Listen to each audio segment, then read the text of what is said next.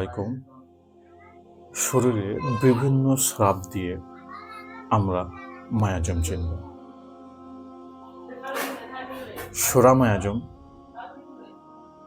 natural discharge অ্যামেলিওরেশন, অর্থাৎ প্রাকৃতিক স্রাবে উপশম, যেমন প্রস্রাব, পায়খানা, ঘাম,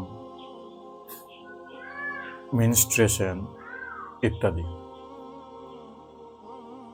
সাইকোসিস আনন্যাচারাল ডিসচার্জ অ্যামেলিওরেশন, অর্থাৎ রোগ থেকে সৃষ্ট স্রাবে উপশম,